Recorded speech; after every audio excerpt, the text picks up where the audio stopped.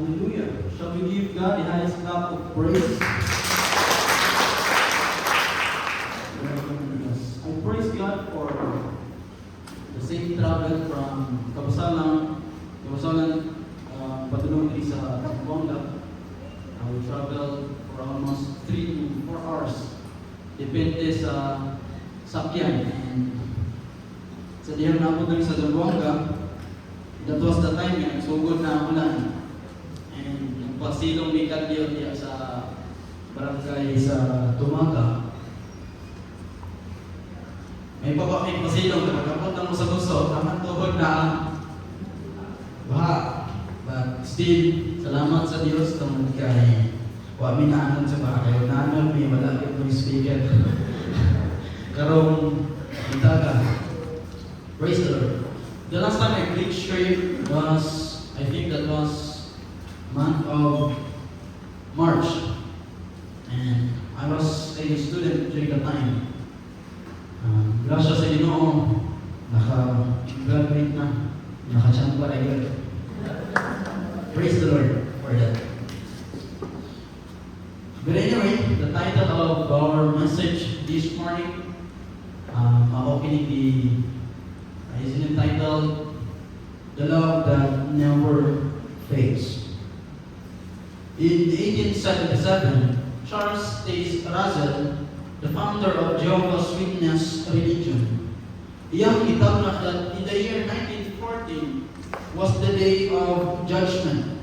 He said that this year mao kini ang adlaw nga mobalik si Kristo man ang tibuok kalibutan. It was the end of the world.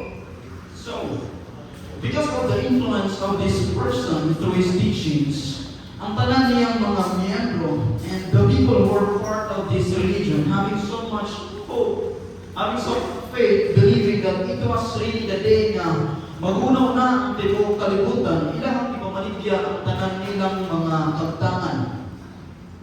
Ilang mga houses, ilang mga kabitaan were sold. Ang uban ipangtabang ngadto sa mga gabos tungod kay usahan pa manaton na magunaw na ang tibuok kalibutan.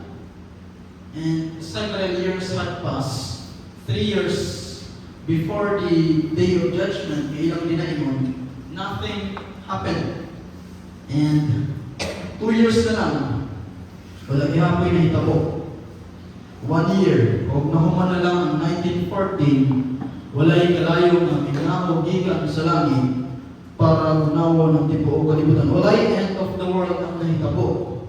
Ilahang mga kabtangan mooy na end. And not only that, because there were so many predictions ang gitagna, gitulong ining tamana, and thousands and millions of people believed in his teachings. He had all those teachings. Wala niya hitabo hangtod karon. And many of his people were discouraged. Ang uban bigbiya sa talikod sa ilang pagpangalagan because the reality is that he did not know kung kanos ang balik si Kristo. None of us could know kanos ang mahitabo kining butangan. He cannot know kung saan mahitabo. How much more unsay mahitabo in the coming 40 years. Because the reality is this. We are human beings and we are bounded by our limitations. Yes, makita nato kung unsay naa sa gawas na ng tawhana, kung sa'y feeling tawhana, based lamang sa kung sa'y atong makita on his physical appearance, but not what is inside your heart and mind. None of you ang nasayod kung sa'y gihuna-huna ni anang tapad ni mo karon. You cannot know kung sa'y mahitabo kiniya in the next year or even tomorrow, because we are limited beings and none of us could do that. But Jesus is different. Jesus is different. Si Jesus nasayod unsa ang nakasulod sa imong kasing-kasing karon. Si Jesus nasayod sa unsay estado sa imong kinabuhi karon sa wala pa ka na natawo ni ining kalbutana. Nasayod ang daan si Jesus kuno sa ikaw mubiya ni anang lawasa. Jesus knew even the smallest details of our lives. Nasayod siya sa bisan unsa ang kadaghanon sa atong buhok. He is omniscient God. He is all-knowing God. And He knew every details of our life. And this attribute of Jesus could be seen in the story that we are going to discuss this very morning. When Jesus was betrayed and denied by His own disciples, nasayod ang daan si Jesus kung unsay naasulod sa kasing-kasing ug hunahuna niining mga tawanan. And when we talk about betrayal and denial, walay laing kusulod sa atong hunahuna, but Peter and Judas themselves. So, shall we open our Bibles in the book of John 13, chapter 21 to 30. Again, John chapter 13, verse 21 to 30. It says here, when Jesus had said this, He became troubled in His spirit and testified and said, truly, truly, I say to you that one of you will betray me. The disciples began looking at one another at a loss to know of which He was speaking. And there was reclining on Jesus' bosom one of His disciples whom Jesus loved. So Simon Peter gestured to Him and said to Him, tell us who it is of whom He is speaking. He, leaning back thus on Jesus' bosom, said to Him, Lord, who is it? Jesus then answered, that is the one for whom I shall dip the morsel and give it to him. So when He had dipped the morsel, He took and gave it to Judas, the son of Simon Iscariot. And after the morsel, Satan then entered into him. Therefore, Jesus said to him, what you do, do quickly. Now, one of those reclining at the table knew for what purpose He had said this to him. For some were supposing, because Judas had the money box, that Jesus was saying to him, buy the things we have need for the feast, or else that He should give something to the poor. So after receiving the morsel, He went out immediately, and it was night. May the good Lord bless us upon the reading of His word.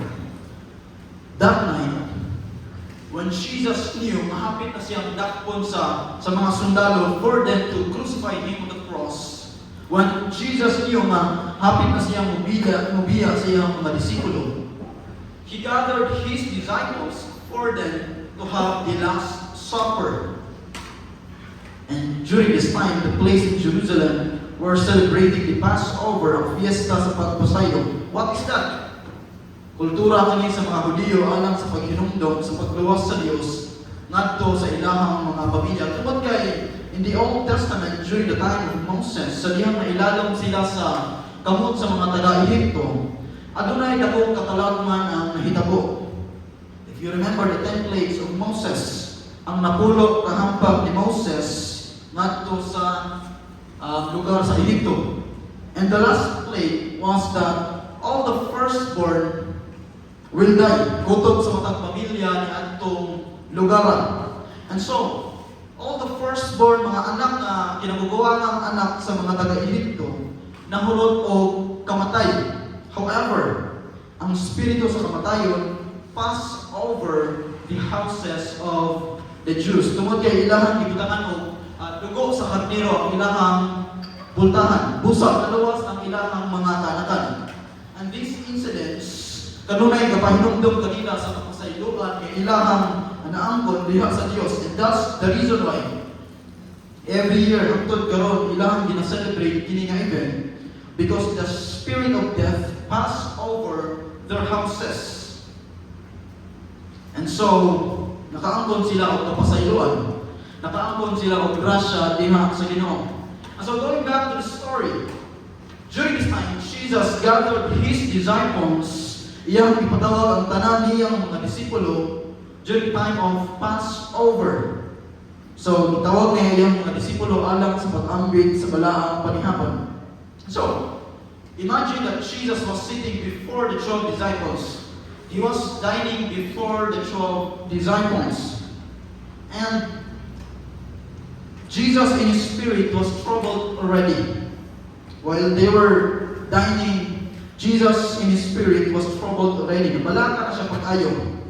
And He began saying to them, So Jesus said to them, truly, one of you will betray me. One of you will betray me. Busa, nahimulong ang mga disipulo, kung kinsa man kini ipasabot ni Jesus. And so John the Beloved, samtang nagsabing siya diha sa dugha ni Jesus, namutan na siya kaniya. Ginoo, kinsa man kini imong gipasabot? And so Jesus replied to them. Let us look at verse 26. Si Jesus niingon kanina, siya mao kadtong tunulan nako ni impan, human nako kini ikatuslo sa panaksan. O sa ikatuslo na niya pan, gitunol niya kini kang Judas, na anak ni Simon Iscariot. Now, here's something I want you to take note of. Many of our Bible scholars suggest that this kind of gesture, ang pagtuslog sa pan o paghatag ngadto sa tao, it is a sign of love. Look at Catholic churches. Every time na mga lawat sila, it's a sign of love. And it was the culture back then, during the time of Jesus and the Jews. It's a sign of love. And added to that, this was the time that they celebrated the Last Supper. Of course, nasayad kita that the Last Supper was generally understood by Christianity alam sa paghinumdom na sa what Jesus did on the cross, that over 2,000 years ago, namatay siya ibabaw sa cross aron makaangkon kita og pasayloan sa atoang mga sala. And the Last Supper was initiated first by Jesus, pinaagi sa pagpikas-pikas sa pan. Again, ang pan symbolizes His body and the wine as His blood. I repeat that. The bread and the wine symbolizes forgiveness and grace from the Lord Jesus Christ offered to humanity alang sa kapasayloan sa sala. Now the point of the matter is this. Sa diyang gihugit ni Jesus ang tinapay ngadto ang Judas, it simply means that he loved this person, that he just want to offer his body to this person. He just want to offer forgiveness and grace to this person. Because in the first place, alam ko ni Jesus what was inside the heart of Judas. Kabalo na siya that this person will betray him. One of my friends asked me a question. If Judas betrayal, part na siya sa mga plano sa Ginoo para mamatay si Jesus alang sa kapasayloan sa atong sala, dili ba unfair sa part ni Judas na siya ang gigamit sa Ginoo? Have you think of that? Well, my answer is that God is holy. Amen? God is holy. He is free from sin. He is opposite from sin. And so God will never put sin in our hearts just for His plan to be executed. Because in the first place, it was not God, but it was Judas himself that from the very beginning, iyan ang ipili daan ang kwarta more than the relationship that he had with Jesus. It was Judas, not the Lord.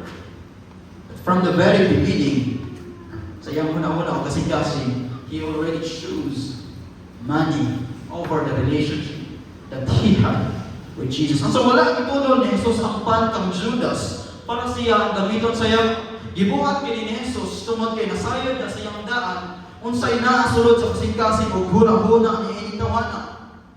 He is sovereign God. He is all-knowing God. He knew it already.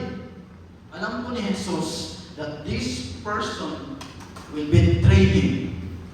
But the question is that, how did Jesus respond to this kind of situation? How did Jesus respond to Judas' betrayal? Jesus offered him forgiveness and grace already. He was like saying, do not do that. Because he loved this person and he don't want this person to commit sin against him. But in the end, that choice is in the hand of Judas.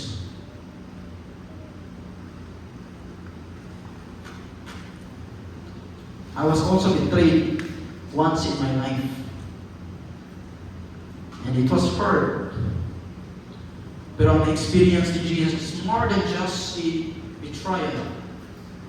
Ibaligya siya sa iyang kaugalingong disciple. kapatid, ang kwarta. Imagine that.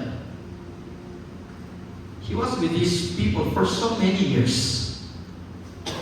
Consider din niyang mga tawhana as good friend. But he was betrayed. And not only that, because the same story happened committed by the other disciples. But this time, let us look at the life of Peter. Peter's denial. Let us look at verses 36 to 38. John 13, 36 to 38. Ako kinibasahon sa Binisaya, mga pinulungan, aron mas usabta nato pag-ayo. So, si Simon Pedro miingon kanina, Ginoo, asa man ikaw maadto? Si Jesus mitubag kaniya, kung asa ako maadto, dili pa ikaw makasunod kanako karon. Apan makasunod raon niya ikaw.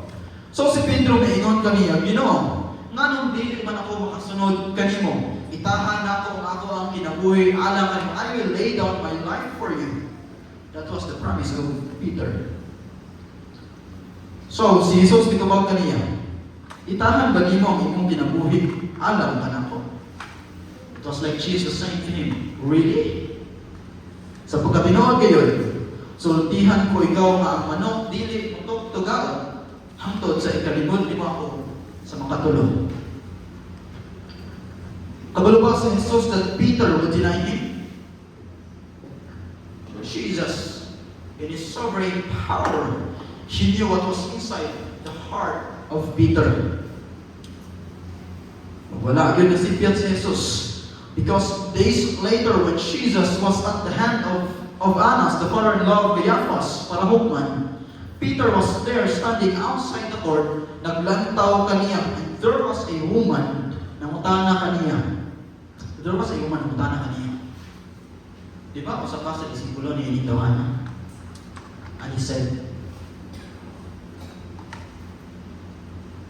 so, for the first time, Peter denied Jesus. This time, niadtong tumora si Simon Pedro ng tindog o nagpainit sa iyang kaugalingon. Ug sila nangutana kaniya, dili ba ikaw usab-usab sa iyang mga tinunan? And so for the second time, he said, dili. For the second time, he denied Jesus. Third, one of the high priest's servant na mutana kaniya, di ba? Tuwa ka kauban niya sa tanaman. You're one of his disciples. Kung sa ikatulong ng hikayon, wala agad magsipyat si Jesus. Kung may tilawang ng manok, because indeed, he denied Jesus. He denied Jesus.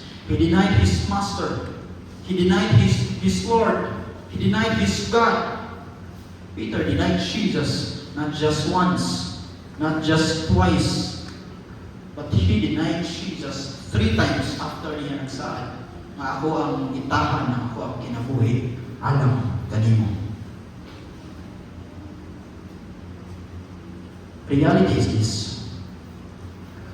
that sometimes when we experience so much blessings in the presence of Jesus, kapag ang kinabuhi ayahay, kauban si Kristo.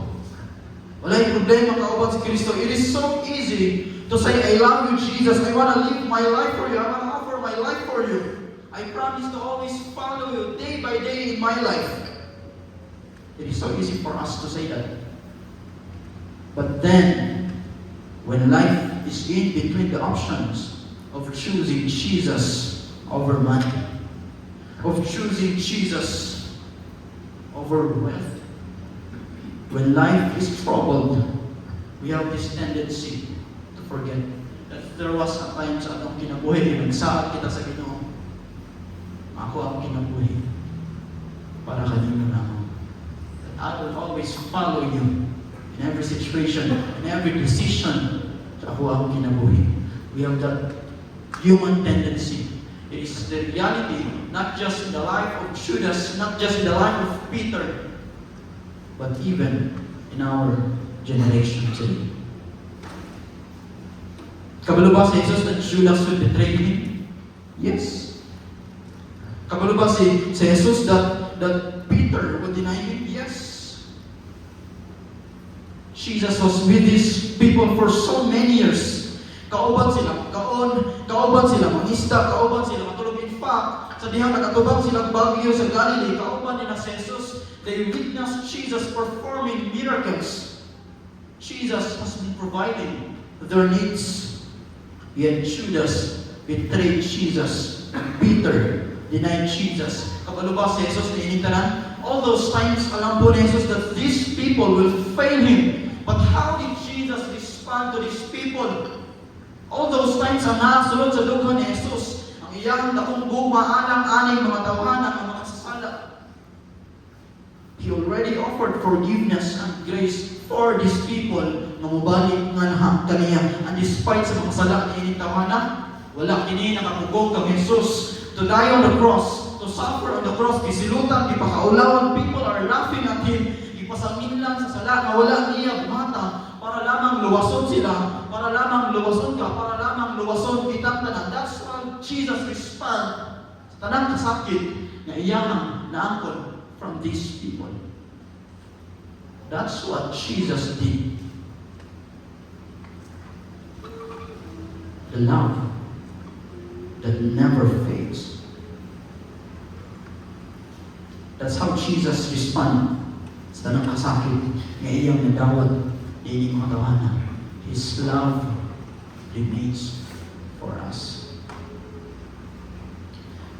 He could have sent His angels, thousands and millions of His angels para lumasan siya.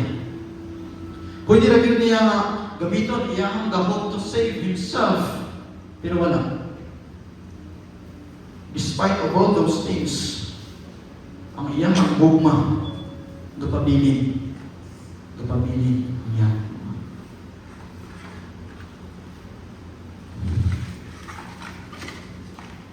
Parang akong kasing-kasing nagsugo. Every time I realize nga daghang panahon sa ako ang kinabuhi. Daghang panahon sa ako ang kinabuhi. Nga nagkinabuhi kita as if ang iyang kamatayon ibabaw sa cross. Dahil bini alang ka na ko. Walay bini alang ka na ko. That sometimes we'll forget of that cross. That sometimes sayon na kayo inisan si Jesus over personal and temporary things in life. That sometimes sayon na kayo iinis si Jesus sa ato ang trabaho, over our works. That oftentimes sayon na kayo iinis si Jesus over our friends, sa mga kauyaban, sa mga batanon. That sometimes sayon na kayo iinis si Jesus over our flesh, our personal own desires. We forget the body of Jesus dying on the cross. Alam po ni Jesus what is inside your heart right now.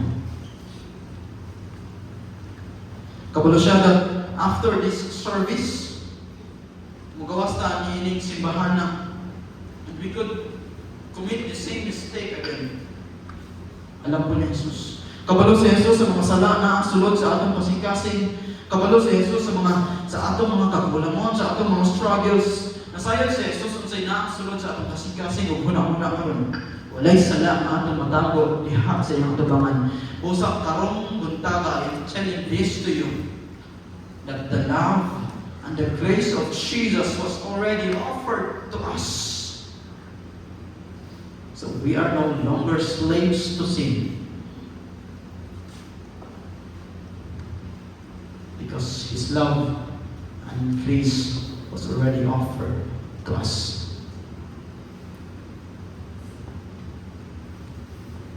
And so knowing the love of Jesus, alam ka na to. Knowing the suffering He endured on the cross, and knowing His death, together let us make a promise to God to stop living a life na dili kahimuon nga na kaniya. Knowing His love, knowing His death, knowing the cross, knowing what Jesus did, knowing His love, together let us make a promise to God to live a life yan diha sa iyang tubangan. To stop living a life as if Wala na namatay si Jesus, alam ka na to stop living in sin. To stop living in sin. Because we are no longer slaves to sin. Because we are victorious already tungkol sa dakong gugma ni Jesus diha ang sa cross. Because of the love of our Lord Jesus Christ, we are now victorious already. Amen? It is only the Lord of Jesus Christ who gave us this victory, and that we are no longer slaves to sin. We are no longer slaves to sin. Dili na kita na yan ang magpuyo sa pagpapakasama.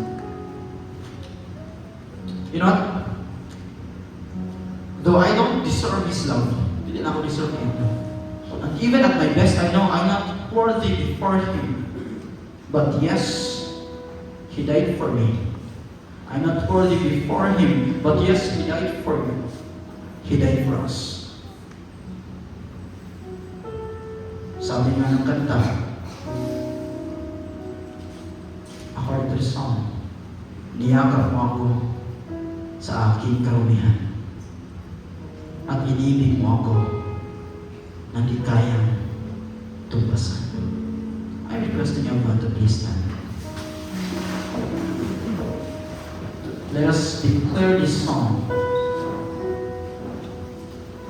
Let us declare this. Let us feel the presence and the love of Jesus for us.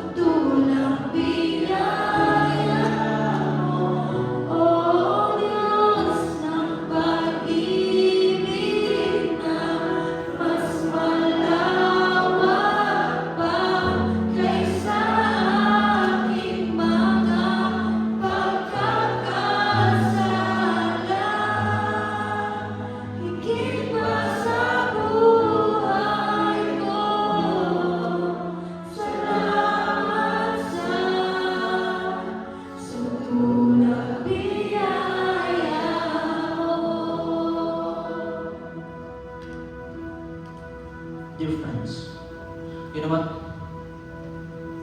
If Jesus did not endure the cross, I believe that there's no hope tomorrow. If Jesus responded differently to the people who hurt him, if Jesus responded differently to Peter and Judas, I believe that there's no hope waiting tomorrow. If Jesus saved himself from the hand of soldiers, there's no hope waiting tomorrow. If Jesus think of his own comfort more than us, I believe that there's no hope tomorrow. If the Son, Jesus Christ, did not die for us, I believe that there's no hope waiting tomorrow.